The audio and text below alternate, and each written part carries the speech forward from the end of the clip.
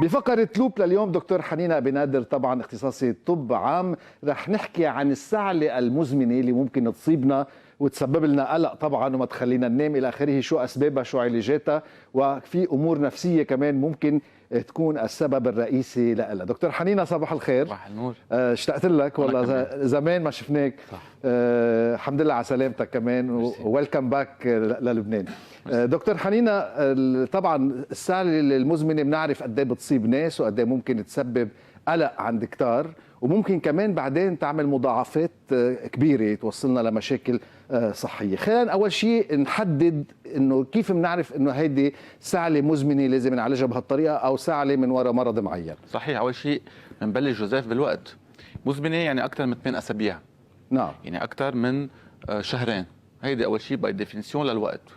كل شيء أقل من هيك بنحطه ضمن خانة السب أكيوت. إذا 3 أسابيع ل 8 أسابيع، تحت 3 أسابيع أكيوت، منا أبدا مزمنة. هيدي مهمة، لأنه بيجي عندك حدا بيقول لك عندي سعلة مزمنة، بيكون صار له جمعتين، هيدي لا باي ديفينيشن. نعم. ساعتها هون أنت تبلش تفكر بالأسباب. هلا انت قلت شغله من شوي انه علاقتها بالنوم 100%. نعم. لانه انت فيك تسعل ما تنام. نعم. كما اذا كانت نفسيه مثل ما ذكرت حضرتك، فيك تنام وما تعود توعى من وراها لانه نفسيه. اوكي.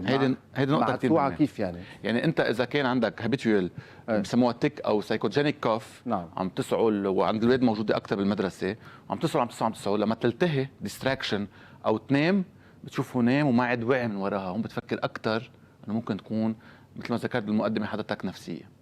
اوكي. هيدي نقطة كثير مهمة. بس هون ممكن تعمل شيء مضاعفات او مشاكل اثناء النوم، يعني عند الاشخاص؟ لا هديك عكس مثلا بيبقى مدخن. نعم. عنده سعلة دراي ناشفة. نعم. عم بيسعل كل الليل، وهون ما بيقعد ينام، او بيكون عنده سليب ابني، يعني هو عم بيتنفس بينقطع نفسه. هون هذا الشيء بيؤدي تنهار بتشوفه تعبان، بتشوفه عنده ضعف جنسي، تنهار بتشوفه ما عم بيركز، بتشوف لونه شاحي، بتشوف عنده الكومبليكاسيون يلي عم بينجوا منها. اوكي. طيب بس بدنا نحكي عن سعلة مزمنة، هي بتصير بس في خلال فترة النوم ما قبل النوم، او كمان فيها تكون خلال النهار؟ نو، فيها تكون اني تايم. نعم. هي بالنهاية upper airway cuff syndrome هي اكثر سبب. بحكي لك شو يعني، لانه تغيرت هلا طبيا التسمية. نعم. كان اسمها بالزمانات بوست نيزل دريب، ولفسرها للمشاهد هي لما ينزل السكريسيون، يعني الافرازات تنزل من وراء المنخور.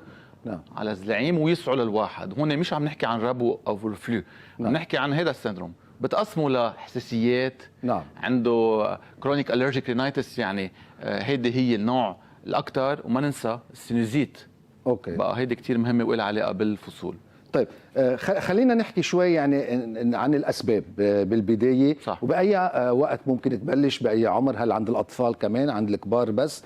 وكيف بنقفرها يعني؟ اكيد اللي عند الاثنين حيلا انفكسيون، فيها تكون فيرال، فيها تكون بكتيري. نعم. فيها تكون بوست فايرال بالسب اكيوت، يعني 3 اسابيع ل 8 اسابيع تفكر انه هو عمل الفيروس. نعم. صح، مثل شفناها كثير بالكوفيد وضلت السعلة. صح. نعم. هايبر ايرواي بتكون عنده رياكتيف هايبر ايرواي سيندروم، يعني نعم. بيكون عنده هو خلص المنطقه اذا بدك اديتيتد، يعني في عندها مثيره، عرفت؟ نعم. عندك بالتالي كمان عند الصغار بدك تفكر اكثر اشياء ثانيه مثل الربو. هلا مع العمر بتفكر اكثر سي او بي دي، يعني مرض انسداد الرئوي المزمن مثلا. أوكي. عند الكبار. وهون يعني فوقها التدخين بيعمل مثلا دراي كوف المزمن. اوكي. وممكن تكون كرونيك، بس أوكي. كمان في يعمل شيء اسمه كرونيك برونكايتس، التهاب انفلاماسيون بمجاري الرئه. جوزيف بتعمل برودكتيف كاف، يعني سعلة مع بلغم. طيب هيدا الالتهاب ممكن او الدخان يعمل هيدا الشيء. طب السعلة ممكن تسبب كمان التهاب وجرح 100% بالزلعيم او بهيدي القصبة 100%. وبتعمل اكثر من هيك، ممكن تعمل نيموتوراكس اذا كان كثير سيفير.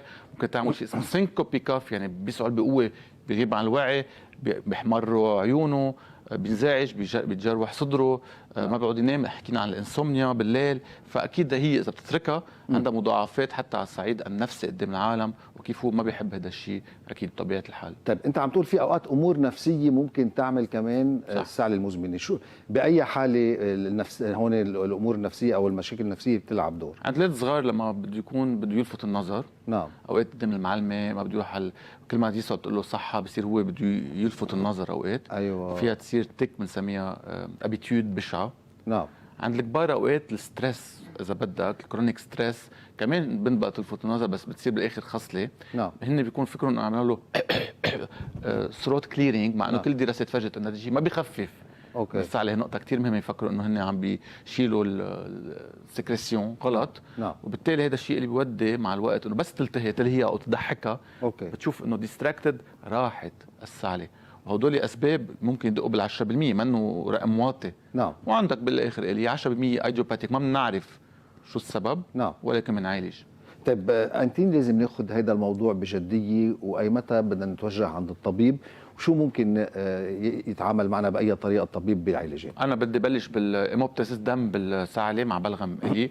سوري جوزيف، بدي بلش بالقصة الطربقة على الصدر اللي مش طبيعية. نعم. إذا واحد بالليل كثير عم بفوت على التواليت بدك تشوف اذا القلب متضخم ما بيعمل السعله. نعم. عنده فاتيك ديسبني، يعني هو مش بس جوزيف عنده السعله، عنده ضيقه نفس مع الحركه والتعب ولونه شاحب. بتصور هون نقاط كثير مهمه، وبضل مركز على الحراره وخساره الوزن. هدول اكيد بدهم دغري زياره الطبيب. نعم. عند الاعمار الكبيره بنخاف من اشياء بعيده عنا خطره مثل الكانسر اكيد. طب ممكن هي كمان بطريقه غير مباشره تسبب هيدي المشاكل والامراض العضليه مثلا اذا ضلت مزمنه واستمرت وما تعالجت مثل ما لازم؟ ما رح تسبب هي صراحه اذا كانت مزمنه. الكانسر هو العكس تمام. نعم. ولكن في اوقات بتشوفوا اكل استفرغ. مزبوط. بتشوفوا صار الاحراج قدام الناس اللي تثق بالنفس انه سوري وعم بحط ايده وعم بيسأل كل وقت. نعم. هو بيتعب. انا بتصور هي بتعمل كمان تعب نفسي. نعم. بغض النظر عن الاشياء اللي سميناها من شوي، ممكن تكون اكيد كومبليكاسيون للسعاله. دكتور حنينه، الريفلكس او الاسترجاع بيقولوا قديش ممكن يكون سبب كمان للسعاله المزمنه؟ وهون شو بنبلش بعلاج الاسترجاع او الرفلو قبل ما نروح لعلاج السعاله؟ صح. هون نقطتين جوزيف، بتجي مع هارد بيرن، يعني بيقول لك انا هون عم بحس حريق، طعمه مرورها بالتم. نعم. بيكون مش عم بينام مزبوط على مخديته، عم بياكل قبل 3 ساعات ما ينام. الجيرد هون الريفلكس. نعم. مع الربو، مع اللي سميناها من شوي قصه السكريسيون ولا الزلعيم الي، هو 91% من الاسباب السعاله المزمنه. نعم. هذا 91%. نعم. يعني ليك قديش نحن بهو ثلاثه بنقدر نعرف اشياء. الرفلو بدك تعالج الرفلو، ما فيك تعطي انتيتصيف يعني شيء يقطش السعله، او اكسبكتورنت يعني شيء يطلع البلغم، او ميكوليتيك شيء يدوبه. هون نعم. بتعالج الرفلو بأي طريقة؟ بالحمية الغذائية أو بدواء؟ نو بالدواء فيك تعطي مثلا الاشياء المعروفة مثل جاستريميتو سميناهم مشهورين.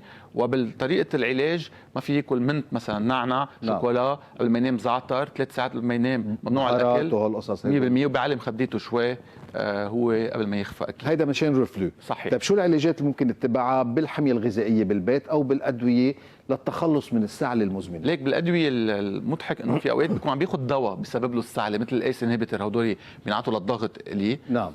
جوزيف سوري. بقى بالتالي هدول تبع الانتي هايبرتنسيف مثل بيتا بلوكر، في اوقات بنغيرهم لان بيكون الدواء نعم هو اللي عم بيعمل السعله. انتبه.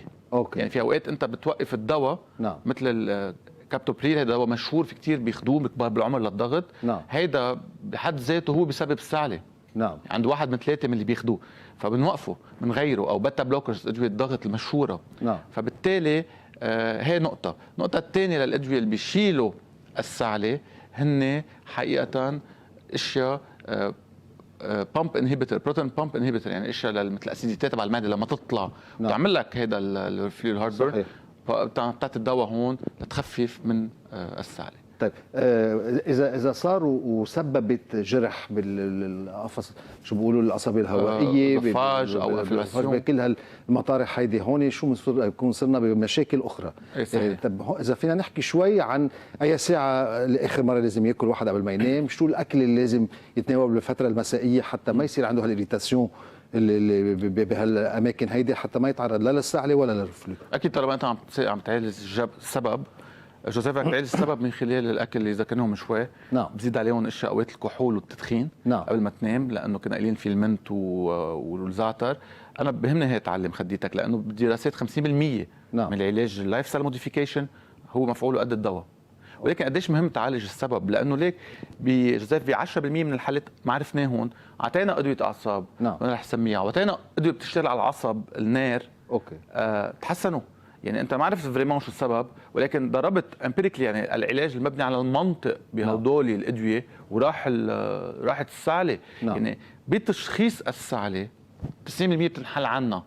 واذا في اشياء مور كومبليكيتد وبدك نادور وانفكسيون تيوبركلوز، اشياء فريمون غير بدك يمكن غير انفستيغاسيون صوره صدر وهالاشياء ونمونيا، ممكن هون تحول اكيد لحكيم الرئه. طيب بيقولوا انه مثلا عشيه كبايه حليب سخنه او شاي سخن او اي يعني هودي انفيزيون ممكن تساعد جوزيف لتخفف يعني الرفلو، ممكن تساعد لتنام اكثر. كل شيء سخن هوت شوكليت انا بقول مع الحليب تو سموث يو داون because you are anxious.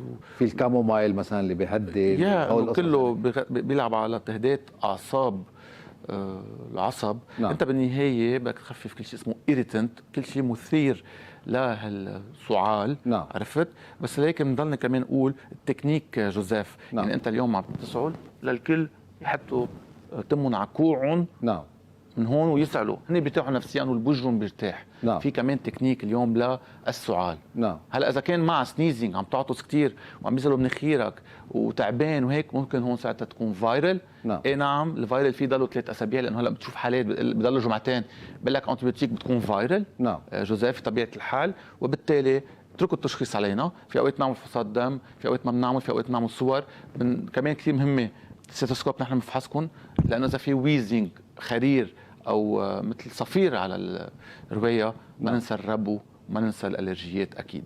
دكتور حنينه، ذكرت من شوي الكورونا ومن بعدها صار في كثير حالات بالكوفيد انه صاروا عندهم سعال مزمن. في ناس بعدها يمكن لهلا صارت مترافقه معها، شو بتقول لهم، شو بتنصحهم يتصرفوا باي طريقه، يتوجهون طبيب او كيف يتعالجوا ببيتهم بالموجود بينهم؟ ايروي رياكتيف ديسيز، يعني انت خلص بعد الفيروس في نوع من الانفلاميشنز، في نوع من البوست كوفيد سيندروم. بالكلمه فيها تضل 6 اشهر. في اوقات حسب الحاله يعني نعطي علاجات، ما بدنا نكون مع شيء نون الرجيك مثل مثلا اشياء ثانيه. عرفت كيف؟ برونكايتس، ايزينوفيليك برونكايتس، هدول كمان اسباب نعطيها بالانهيليشنز بالمناخير. فيها تكون كورتيكوستيرويدز، في الحبوب فيها تكون كمان فيها شويه كورتيزون، فيها تكون انتي هيستامين، في الديكونجستيونان، يعني انت عم تعطي شيء بيشيل كل هالسكريسيون، يعني الاشياء الافرازيه جوزيف اللي انت بتعملها بجسمك. فبالتالي كل هدول مع شويه مخمضه، مع فيزيومير، مع اسلوب حياه سليم وحراره، لانه في اوقات تشوف واحد عم بيصل على غيار الحراره، ريزوموتور رينايتس، يعني نون الرجيك صحيح 100%، او نوع من البلانتات، نوع من الاشياء اللي حواليه، البولنز، الاشياء. تشوف كمان عنده كرونيك كاف السعال المزمن. دكتور حنينه، ثانك يو، حلقه مفيده طبعا، بتمنى يكون وصل المسج. بنشوفك نكست ويك بحلقه جديده ان شاء الله. جوزيف ميرسي لحضرتك.